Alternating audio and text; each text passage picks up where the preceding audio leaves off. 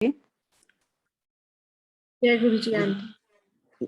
जय गुरु जी। गुरु जी को मेरा प्रणाम। गुरु जी के दरबार में आई गुरु जी की प्यारी संगत का बहुत बहुत स्वागत और उनको प्रणाम। शुक्राना गुरु जी, आपको आपका आपने एक और मौका दिया थ्रू मल्टीलिंगुअल ग्रुप। मेरे पास शब्द नहीं है गुरु जी का शुक्राना करने के लिए। तो गुरु जी की हम सब पर बहुत ब्लेसिंग्स हैं और गुरु जी हम सबको टाइम टू टाइम ब्लेस करते हैं थ्रू सत्संग, थ्रू गुरु बानी, जो कि गुरु जी ने हम लोगों को 3 चीजें बोली थी जब गुरु जी ने सत्संग शुरू कराए थे। तो उसमें एक था शबद कीर्तन, जो गुरु जी ने एक कैसेट दी थी, उस समय कैसेट होती थी, और बोला कि ये लगाओ 1.25 घंटा 1.5 घंटा। तो और उसके बाद जो है हाथ में चाय प्रसाद, फिर तब मंत्र जाप नहीं होता था और सत्संग शेयरिंग होती थी और हाथ में ही सबको फिर लंगर देना है। तो ऐसा गुरुजी ने हम लोगों को समझाया, सिखाया। ये 2003 की बात है जब गुरुजी ने सत्संग स्टार्ट कराए थे। उस समय बहुत सारी संगत नहीं थी और गुड़गांव में गुरुजी ने सत्संग स्टार्ट कराए। तो गुड़गांव की मुझे बोला कि 4 आंटियां, उन्होंने नाम लिए थे, उनको बुला ला मेरे पास। तो हम 4 आंटियों को गुरुजी ने बोला संडे के संडे अब गुड़गांव में सत्संग होगा। तो गुरुजी के आदेश से वहाँ सत्संग होने लग गया और गुरुजी ने हर एक चीज को जैसे अपने हाथों से, हम लोगों को कुछ समझ नहीं थी सत्संग का, क्योंकि रेगुलर सत्संग हम नहीं देखते थे। खाली हम लोग एम्पायर स्टेट जाते थे और वहाँ पर गुरुजी के सामने बैठते थे, शब्द वाणी सुनते थे, लंगर प्रसाद खाते थे। गुरुजी के हाथ से हम लोगों ने बहुत बार प्रसाद लिया और उनके साथ ही।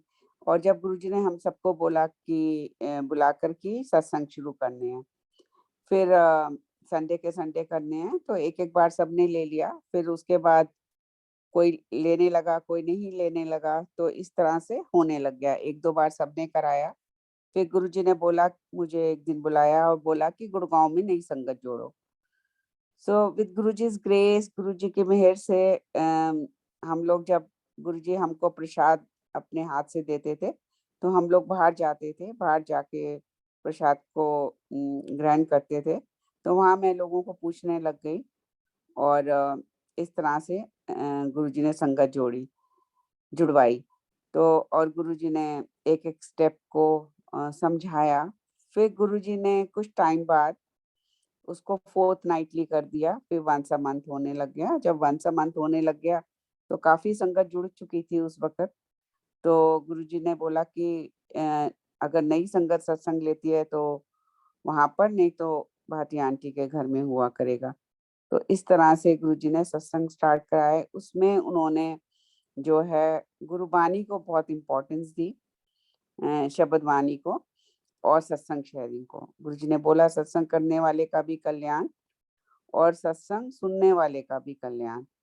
तो ये गुरुजी का कहना था और उनके वचन थे, और जो कि आज इसकी बहुत बड़ी इम्पोर्टेंस है। और हम सब देख रहे हैं कि जो जो सत्संग सुनता है उसका कल्याण हो रहा है और गुरुजी के साथ वो जुड़ रहा है और एक पॉजिटिविटी आ रही है हम सबके अंदर, क्योंकि अब सब लोग गुरुजी को भगवान के रूप में ही देख रहे हैं।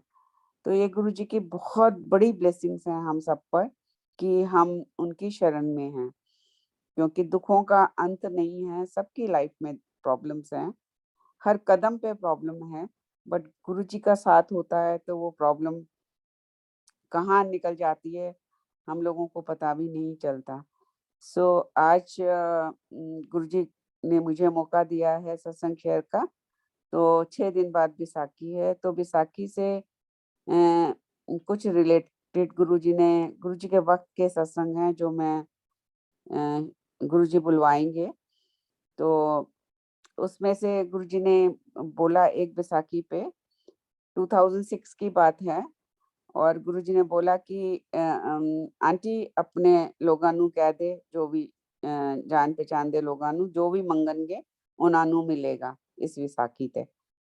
तो जिसको गुरुजी ने बुलवाया और ऐसा इसके साथ का जुड़ा हुआ एक सत्संग है कि कैसे गुरुजी ने एक श्रीलंकन लेडी थी, श्रीलंकन पासपोर्ट होल्डर थी, हैं वो इंडियन, बट वहीं पे ही बर्मा में बॉर्न एंड ब्रॉट अप थे। उनकी शादी श्रीलंका हुई और फिर वो श्रीलंका छोड़ के इंडिया आई जब वो बिल्कुल अकेली थी और हस्बैंड की डेथ हो चुकी थी। तो इंडिया आई वो अपना सब कुछ बेच के, फिर यहाँ से उनको हर 6 महीने या 1 साल बाद वीजा मिलता था। तो वो 2000 में आई थी यहाँ इंडिया। तो हर साल उनका वीजा रिन्यू होता था। जब 2006 में क्या होता है कि एलटीटी ने राजीव गांधी को मारा था, तो वो केस उठता है, दोबारा खुलता है। तो श्रीलंकन्स को उन्होंने बैन कर दिया वीजा देना। तो श्रीलंकन्स को कोई वीजा नहीं दे रहे थे और गुरुजी वहां पे मनुष्य रूप में विराजमान थे और गुरुजी ने बोला कि कह दे जिन्होंने जो मंगना आज मांग लें। तो वो गुरुजी के पास आई थी कुछ टाइम। तो उसके बाद जो है उनके किसी रिश्तेदार ने, कोई जालंधर में रहते थे, कुछ नेगेटिव बोल दिया होगा, तो वो आना बंद हो गई। फिर अब उनको वीजा इंडियन गवर्नमेंट नहीं दे रही थी, इंडियन हाई कमीशन, और वो बहुत परेशान थी कि मैं क्या करूं, अब मैं कहीं की नहीं। वो कहते मेरा वो हिसाब हो गया, धोबी का कुत्ता ना घर का ना घाट का। तो इस तरह से उनकी सिचुएशन हो गई कि वहां से वो सब कुछ बेच बाच के आई हैं और अब यहाँ पे बिल्कुल वीजा नहीं दे रहे। और बोले कोई सवाल ही नहीं उठता कि आप लोगों का, क्योंकि वहां से स्ट्रिक्ट ऑर्डर्स हैं कि श्रीलंका के किसी भी पासपोर्ट होल्डर को वीजा नहीं मिलेगा। तो मेरे हस्बैंड ने इनको फोन किया कि आप गुरुजी के मंदिर आ जाओ और आज गुरुजी से मांग लो। तो बोलते कि मैंने क्या मांग, मैं तो इतनी बड़ी प्रॉब्लम में हूँ कि मुझे तो उन्होंने रिजेक्ट कर दिया मेरा वीजा और अब मुझे तो कुछ समझ नहीं आ रहा मैं क्या करूं। तो मेरे हस्बैंड ने बोला अच्छा मैं आपको लेने आ रहा हूँ। और हम लोग बड़े मंदिर में थे और मेरे हस्बैंड वहां से सोना रोड पे वो रहती थी, उनको लेके आए। बोला मत्था टेको और जो मांगना मांग लो। तो कहते हैं इस समय मेरी सबसे मेजर प्रॉब्लम है मेरा वीजा लगना। तो वो लोग लगा नहीं रहे। उन्होंने कहा चलो मेरे साथ, अब मैं आपको लेकर चलता हूँ हाई कमीशन और आपको वीजा मिल जाएगा। तो मैं my husband was very very positive. उनको गुरुजी में इतना विश्वास और टिल टुडे वो एकदम जैसे एक अंधा भक्त नहीं होता, वो इस तरह से हैं। तो उनको लेके गए तो हाई कमीशन में मैं भी थी साथ में। तो कहते देखो वही बैठा होया जिन्ने मैनू गालां कट के कल कटिया है।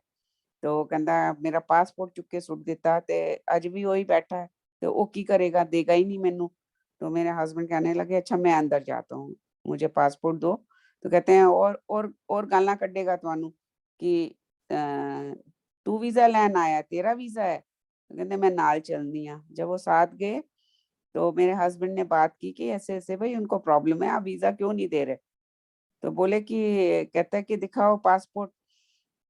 जैसे गुरुजी वहां बैठे हो तो पासपोर्ट लेके बोलते हैं कि आप एक काम क्यों नहीं करते, यहाँ वीजा क्यों लगवा रहे हो, रिन्यू क्यों करवा रहे हो वीजा, आप इंडियन पासपोर्ट ही ले लो। तो वो हैरान परेशान उनकी तरफ देख रही है कि ये कैसे। कल मुझे गालियां देके, और क्योंकि वो बहुत बार बार वहां जा रही थी और पासपोर्ट फेंका है मेरा, और आज यही बंदा कह रहा है कि तुम इंडिया का वो पासपोर्ट ले लो वीजा देने की जगह। तो उसने बोला हाँ फटाफट, कहता है अपना बर्थ सर्टिफिकेट निकालो। तो उनके पास अब डॉक्यूमेंट्स थे, उन्होंने निकाला। तो जो उनका बर्थ सर्टिफिकेट की डेट ऑफ बर्थ थी और उनके पासपोर्ट में जो श्रीलंकन पासपोर्ट में डेट ऑफ बर्थ मैच ही नहीं कर रही। तो कहता है तो मैच ही नहीं कर रही। फिर कहते हैं फिर क्या करें। कहता है बाहर जाओ, वहाँ इसको टिपेक्स से डेट ठीक करो और प्रिंट आउट निकालो और मेरे पास ले आओ और मैं अभी आपको सैंक्शन कर देता हूँ। तो संगत जी ये कैसे पॉसिबल है। पर गुरु जी का वचन था आज जो मांगोगे वो मिलेगा। और उनको मेरे हस्बैंड ने हालांकि जबरदस्ती बोला कि आप मांग लो आज गुरुजी से, और वो उनका काम हो गया। और she was the first Sri Lankan lady जिनको इंडियन पासपोर्ट मिला। तो ये गुरुजी हैं, गुरुजी कुछ भी कर सकते हैं। तो ऐसे ही इससे जुड़ा हुआ एक और सत्संग है बैसाखी से। तो ऐसे गुरुजी हम लोगों को हफ्ता 10 दिन पहले मंदिर में भेजा करते थे, जब भी कोई बड़ा फंक्शन होता था कि वहाँ जाओ, और थोड़ी सफाइयाँ सुफाइयाँ जो भी होता था हम लोग करते थे वहाँ पर, और संगत इकट्ठी होती थी, और हम लोग वहाँ पर चाय प्रसाद बनाते थे, और दोपहर को लंगर बनता था। और उस लंगर में जो है दोपहर को दाल चावल जल्दी जल्दी बनाए जाते थे, तो और फटाफट हम लोग खाते थे मंदिर में बैठ के। तो गुरुजी के जो प्रॉपर लंगर होता था उसमें हमेशा चपाती प्रसाद होता था, रोटी प्रसाद होता था। और जैसे दोपहर को वहाँ पे जो भी सेवादार होते हैं उनके लिए दाल चावल वगैरह भी बनते थे। ऐसा नहीं है कि गुरुजी ने बिल्कुल ही चावल खाना मना किया हुआ है। वो किसी किसी को कहते थे कि चावल ना खा। तो आज लोगों में बहुत सारे वहम है कि लाइक चावल नहीं खाने और ये नहीं करना। वो हमारे गुरुजी ने कभी किसी को किसी चीज के लिए नहीं मना किया। और जो भी वचन है गुरुजी के, कुछ तो सबके लिए हैं, और कुछ जो है उस पर्टिकुलर उस इंसान के लिए, उस सेवादार के लिए, उस संगत के लिए, जिनको गुरुजी ने खुद से बोला है। वो भी इसलिए गुरुजी बोलते थे कि उनका एक परीक्षा होती थी, एक टेस्ट होता था कि देखो ये मेरी कितनी बात समझता है और कितनी बात मेरी मानता है। तो गुरुजी एक बात मानने में ही कितने कर्म काट देते थे। तो ऐसे ही एक दिन जिस बैसाखी को गुरुजी ने बोला, कह दे लोगानु जो मंगनगे मिलूगा।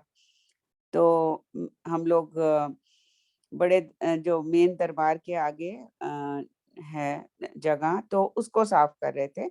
तो उस समय ऐसे सफाई होती थी कि 2-3 लोग आगे बड़े वाइपर लेके पानी निकालते थे, 2-3 लोग पीछे होते थे, फिर एक इस तरह से लाइन में लग के करते थे। तो मैं ऐसे ही सोच रही थी कि गुरुजी आपने बोला कुछ मंगो, क्या मांगू? तो ऐसे में फिर एकदम मैं ऐसे ही गुनगुनाने लग गई, दाता रख चरना दे कोल चरना दी मौज बड़ी, ऐसे ही मुंह से निकला। और जबकि मेरी कोई आवाज सुरीली नहीं है, कोई कुछ नहीं है। और एकदम ही संगत जी म्यूजिक रूम से ये वाला शब्द बजने लग गया। ना म्यूजिक रूम में कोई है, ना कभी आज तक ऐसे नहीं हुआ कि जब भी गुरुजी वहां पर भेजते थे तो ऐसे कोई अचानक से शब्द चल जाए। तो जोशी अंकल कहते हैं, आंटी आज कुछ और ही चीज मंगी होंदी ते ओ भी मिल जाना सी। तो वो पीछे पीछे वाइपर हम लोग आगे कर रहे थे, वो हमसे पीछे थे एक लाइन। तो अंकल ने इस तरह से बोला, और इतना अच्छा लगा कि इट्स लाइक, हालांकि मन में कोई इच्छा नहीं थी, कुछ नहीं था, बस एक शब्द गुनगुनाना और पीछे से गुरुजी का मोहर लगाना। इतनी अच्छी फीलिंग थी वो, लाइक आई मेरे पास वर्ड्स ही नहीं है उसको एक्सप्लेन करने के लिए। ऐसे ही एक और बैसाखी से जुड़ा सत्संग है।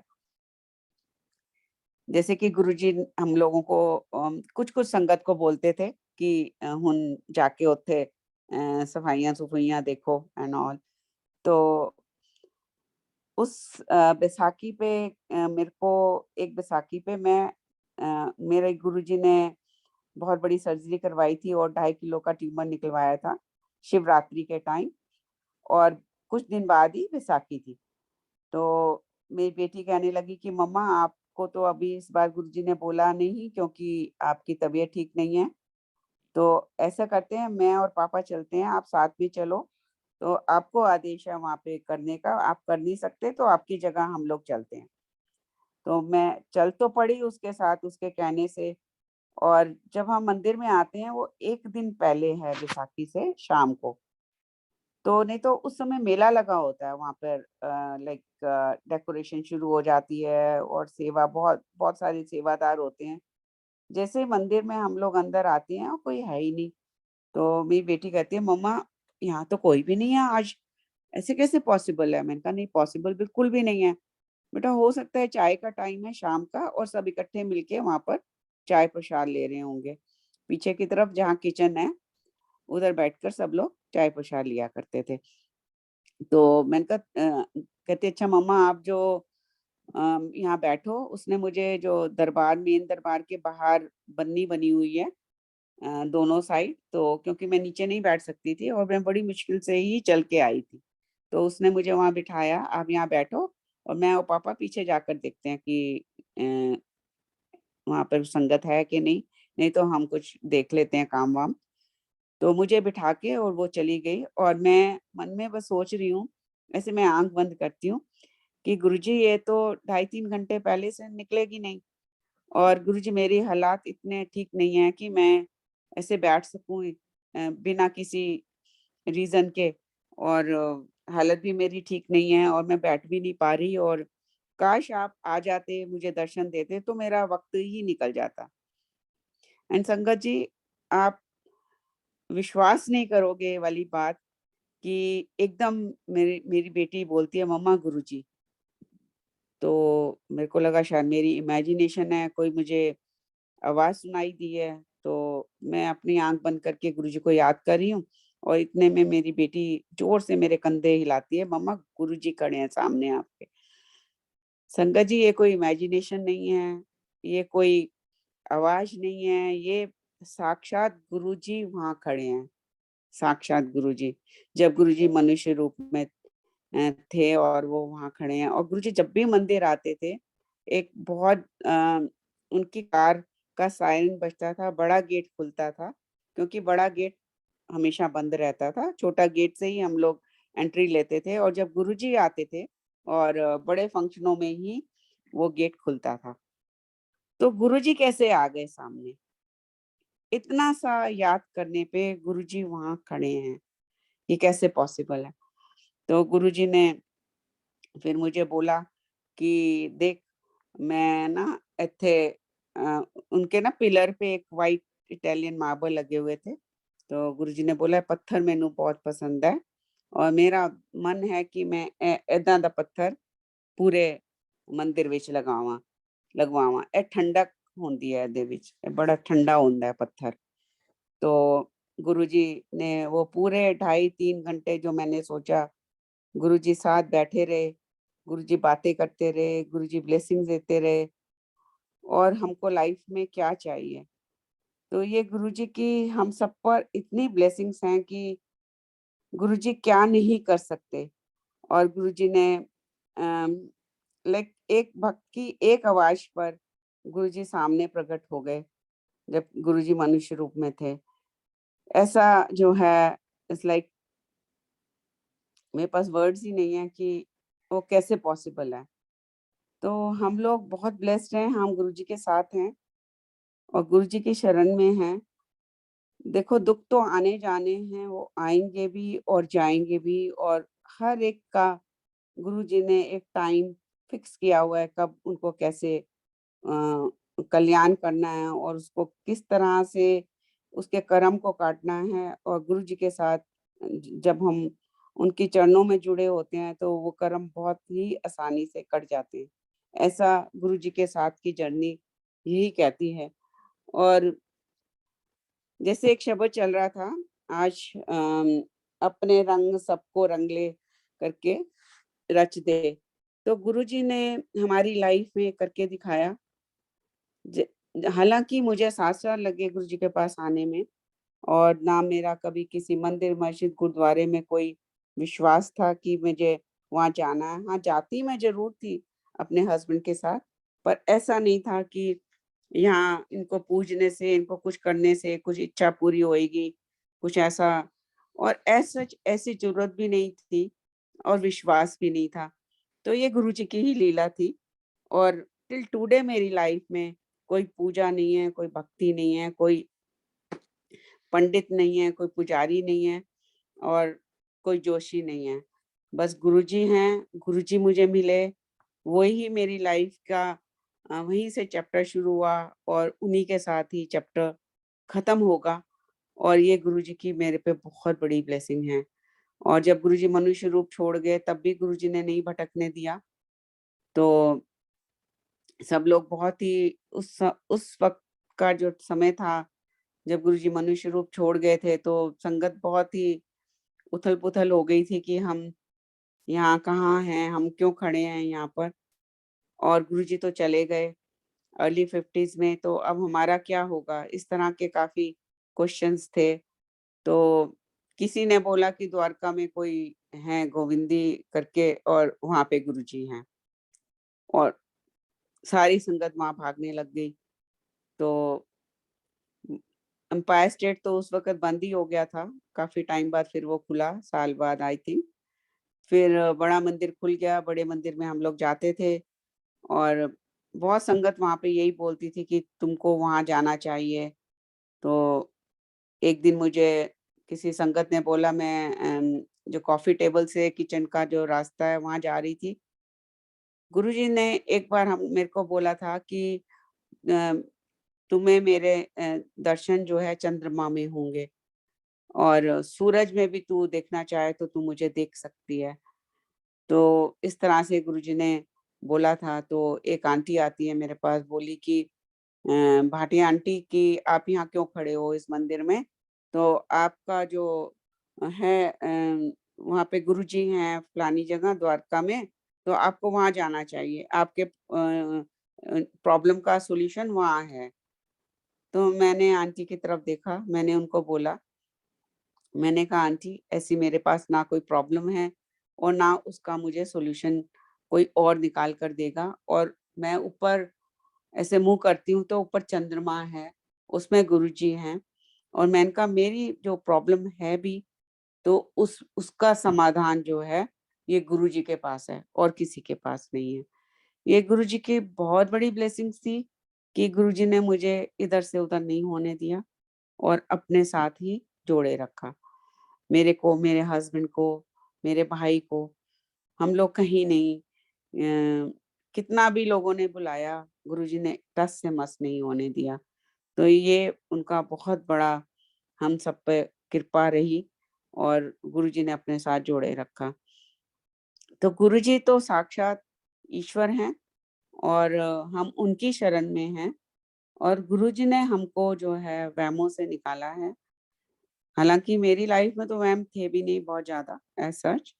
मुझे बहुत लोग कहते हैं कि आपकी लाइफ में कुछ भी नहीं था, तो इसलिए शायद आपको अ, ज़्यादा दिक्कत नहीं आई। आज कई सत्संग सुनते हैं कि हमारे घर में ये मूर्ति है, वो मूर्ति है, कि हम उसको लाइक क्या करें? तो हमारी लाइफ में ऐसा गुरुजी ने कुछ नहीं होने दिया, और साक्षात गुरुजी ही आए और गुरुजी ही हैं, और बस गुरुजी हैं, एक गुरुजी का मंत्र है, जो गुरुजी ने जब सत्संग शुरू हुए थे, तो गुरुजी ने दिया उस मंत्र को, और एक टेप चलती होती थी गुरुजी के मंदिर में, ओम नमः शिवाय, शिव जी सदा सहाय। तो उसके बाद जो है जब सत्संग गुरुजी ने शुरू करवाए, तो जैसा कि मैंने कहा कि हम लोगों को एक कैसेट दी थी, उसमें बोला था 1.25 घंटे 1.5 घंटे की अ, अम, शब्द वाणी चलाओ, और उसके बाद जो है सत्संग शेयरिंग और लंगर प्रसाद। तो फिर एक दिन गुरुजी ने सैनी अंकल को वहाँ भेजा जब संगत बढ़ने लग गई, और उन्होंने बोला कि गुरुजी के आदेश से मैं यहाँ आया हूँ, जब गुरुजी मनुष्य रूप में थे, और तो मंत्र जाप स्टार्ट हुआ, और इस तरह से ये ओम नमः शिवाय, शिव जी सदा सहाय, ओम नमः शिवाय, गुरु जी सदा सहाय मंत्र जाप हो गया। तो और एक बार ये बड़े मंदिर में भी गुरुजी का आदेश जैसे होता था कि जाके वहाँ पर सत्संग शेयरिंग करना है। तो गुरुजी मुझे भेजा करते थे कि मंडे के मंडे ज़रूर जाना है, और जब मनुष्य रूप छोड़ा तब भी मुझे यही बोला, मंडे के मंडे मंदिर जाया कर। तो विद हिज ग्रेस जब भी मैं इंडिया में होती हूँ, और उनकी ही कृपा से मैं मंडे को, चाहे वो मैं 1 घंटा के लिए जाऊँ या 10 मिनट के लिए जाऊँ, बट आदेश का पालन गुरुजी करवाते हैं। तो ये गुरुजी की बहुत बड़ी कृपा है। तो ऐसे ही एक मंडे को वहाँ पे लाइक कुछ सफाई-सफाई होती थी, कुछ चाय प्रसाद बनाते थे, कुछ इस तरह से चलता रहता था। संगत आती थी, जाती थी, सत्संग शेयरिंग होती थी, फिर थोड़ी देर बाद चाय प्रसाद बना ली, कुछ सफाई हो गई, इस तरह से चल रहा था। तो उस दिन जो बाहर वाली शिव मूर्ति के आगे सफाई चल रही थी, तो कुछ और आंटियां भी थी। तो एकदम एक आंटी बोलती है कि चलो आंटी बैठ के फटाफट आज अभी सत्संग सुनाओ। तो उन्होंने मुझे पकड़ के, जहाँ गुरुजी की समाधि है वहाँ गार्डन होता था, तो उसकी बन्नी पे शिव मूर्ति के आगे बिठा दिया और बोला कि चलो सत्संग शेयर करो। तो एक गुरुजी ने ऐसा सत्संग दिया था कि उसमें गुरुजी आए और उनकी इतनी फ्रेग्रेंस आई कि जो लोग नहीं भी जानते थे, लाइक मेरा स्टाफ भी था 8-10 लोगों का, तो वो लोग भी जब भी आ रहे हैं और बोल रहे हैं कि आज आपका बर्थडे है या एनिवर्सरी है, आपके यहाँ बुकेज ही बुकेज आए हुए हैं, बड़ी बाहर से ही फ्रेग्रेंस आ रही है, सीढ़ियों से ही। तो वो गुरुजी आए थे और गेड़ा मार के गए थे। तो फिर गुरुजी ने जिसको बाद में बोला कि मैं तो हो भी आया, मैं तो गेड़ा भी मारी आया। तो इस तरह का सत्संग था और जो भी आ रहा था आसपास वाला रिश्तेदार या कोई भी उस दिन आया, सबको ही उनकी प्रेजेंस, जबकि कोई किसी गुरुजी को नहीं जानते थे और मानते भी नहीं थे। तो ऐसे वाला सत्संग था, तो सबने वाओ निकला सबके मुंह से। उस समय बहुत बड़ी बात होती थी ये वाली, कि ऐसे गुरुजी की फ्रेग्रेंस आना और सब। तो फिर सबने यही बोला कि हम गुरुजी हमारे लिए कितना कुछ करते हैं, कि उन्होंने बोला मैं तेरे घर आऊंगा और वो ऐसे आए, गेड़ा मार गए। फिर गुरुजी ने उसको कंफर्म किया हम मूर्खों को समझाने के लिए।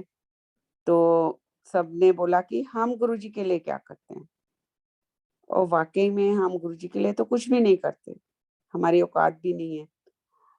तो यही कि हम क्या कर सकते हैं आंटी गुरुजी के लिए, ऐसे सब लोग डिस्कस कर रहे थे। तो कि देखो हम आते हैं मंदिर में, सफाइयाँ करते हैं, ये करते हैं, वो करते हैं। तो ऐसे ही मैंने बोला कि सफाई करना कोई गुरुजी, कोई भी कर सकता है इसको, तो हम पर्टिकुलरली गुरुजी के लिए क्या करते हैं? सफाई तो हम घर में भी कर लेते हैं जब मेड नहीं होती, खाना भी बनाते हैं, चाय प्रसाद भी सब कुछ करते हैं। बट हम गुरुजी के लिए तो कुछ, ये सब हम अपने लिए ही कर रहे हैं। यहाँ पे भी अगर कर रहे हैं तो कहीं न कहीं हमें कोई इच्छा है कि जी इसके उस पे हमको कुछ ब्लेसिंग्स मिलेंगी एंड ऑल। तो सब लोगों को बहुत अच्छी लगी बात, बोले कि हाँ, गुरुजी के लिए क्या कर सकते हैं। तो एकदम ध्यान आता है, गुरुजी ने 1-2 बार मुझे बोला था कि जा मेरे लिए पाठ कर, जा मेरे लिए समाधि लगा। तो वो उस समय गुरुजी ने एक सोच भी बख्शी कि हाँ, तो मुँह से निकलवाया भी कि हम गुरुजी के लिए क्यों ना पाठ करें, क्योंकि ये गुरुजी का वचन है, गुरुजी के मुख से सुना हुआ है। तो हम लोग वहीं बैठ के ऊँचे-ऊँचे ओम नमः शिवाय, शिव जी सदा सहाय, ओम नमः शिवाय, गुरु जी सदा सहाय का पाठ वहाँ शुरू हो गया। और फिर धीरे-धीरे संगत बढ़ने लग गई और सबने बोला कि एक टाइम फिक्स करते हैं, फिर उस टाइम पे करा करेंगे। तो गुरुजी शिव मूर्ति के आगे, संगत जी आप सोचो, खाली मंदिर है बिल्कुल और शिव मूर्ति है वहाँ पर, और इतना गुरुजी का ऑरा है और वहाँ पे इतनी डिविनिटी है, प्योरिटी है, खाली मंदिर है और 50, 60, 70 लोग बैठ के ऊँची-ऊँची आवाज़ में मंत्र जाप हो रहा है। इट्स लाइक कि ऐसे लगता था कि बस एक शिव नगरी में जाके वो गूंज जा रही है। और वो इतना ज़बरदस्त माहौल गुरुजी बना देते थे। और उस समय मैं उँगलियों पे गिनती थी, लाइक एक फिंगर में 3 पार्ट्स होते हैं, तो करते हुए 15 हो गए 5 के, और 15 हो जाते थे तो दूसरी उँगली पे, एक उँगली पे हाथ रख देती थी, इस तरह से। तो 100 से ऊपर हम लोग गुरुजी इतनी स्ट्रेंथ देते थे कि 100 से ऊपर भी वो पाठ चलता था। तो और कई बार पीछे से आवाज़ आती थी, खासकर पायलट आंटी की, "भाटिया आंटी रोक क्यों दित्ता?" और वो शुरुआत वो जो उसमें जो गूंज थी सबसे ज़्यादा, एक पुष्करना अंकल हैं, शिव पुष्करना अंकल, उनकी आवाज़ तो वाक़ई में बहुत ही ज़बरदस्त थी उस समय। और पूरा माहौल ऐसे बन जाता था पूरी प्योरिटी का। आज भी जब गुरुजी के आज्ञा से गुरुजी ने सत्संग शुरू करवाए 5009 में। तो ऐसा ही मंत्र जाप होता है, रिकॉर्डिंग नहीं लगती। बहुत टाइम तक बड़े मंदिर में भी जब गुरुजी मनुष्य रूप छोड़ गए थे, तो ये मंत्र जाप ऐसे ही चला, फिर बाद में रिकॉर्डिंग हुई थी। तो ये सब जो रिकॉर्डिंग आप सब सुन रहे हो और जो नए-नए सिंगर आए हुए हैं, ये सब बाद के हैं। गुरुजी के वक़्त से सब कुछ नहीं था। गुरुजी के टाइम पे कैसेट्स चलती थी, जब कैसेट्स का टाइम था, फिर सीडी हमने देख गुरुजी के हाथ से सीडी भी मिली हम लोगों को, तो फिर सीडी लगती थी और गुरुजी 1.5 घंटा उनकी मौज थी, 1.5 घंटा, पौने 2 घंटा ये शब्द वाणी चलती थी। फिर गुरुजी अपने हाथ से प्रसाद देते थे, कई बार देते थे, कई बार नहीं देते थे और लंगर लग जाता था। और एक चीज़ और मुझे याद आ रही है, एक कड़ा प्रसाद आता था। तब एक अंकल होते थे, काफ़ी लंबे-चौड़े, आई थिंक बन्नी अंकल हैं वो, मुझे पूरा नाम नहीं याद आ रहा। पहले उनके बिल्कुल नेक्स्ट डोर ही रहते थे वो और काफ़ी उनकी हाइट अच्छी थी और सिर पे वो एक तौलिया वगैरह रख के, क्योंकि बहुत गरम एक थाल में गरम-गरम कड़ा प्रसाद होता था, वो तौलिए वगैरह लगा के, तो वो वहाँ खड़े हो जाते थे और जैसे ही शब्द खत्म होता था, गुरुजी के इशारे पे गुरुजी के साइड टेबल पे आ जाता था। तो जब गुरुजी वो अपने हाथों से देते थे, वो इतना गरम होता था संगत जी कि लाइक हम फूँक-फूँक मार के उसको लेते थे और गुरु हम लोग उसको उलटते-पलटते रहते थे और गुरुजी अपने हाथ से और इतने लोगों को वो गरम-गरम प्रसाद उठा कर देते थे। तो आज ये सोच आती है कि उनको तो गरम नहीं लगता, वो कैसे देते थे इतना गरम-गरम और इतने लोगों को देना। तो ये गुरुजी ने बहुत चीज़ें दिखाई हम लोगों को और बट यही है कि हम लोगों को समझ तब आई जब उन्होंने उसको समझाने की हम लोगों ने कोशिश की समझने की, या वो एक पर्दा डाल देते थे या ये, बट उनके पास जैसे ही हम लोग गए और हमारा मन ही नहीं करता था वहाँ से निकलने का।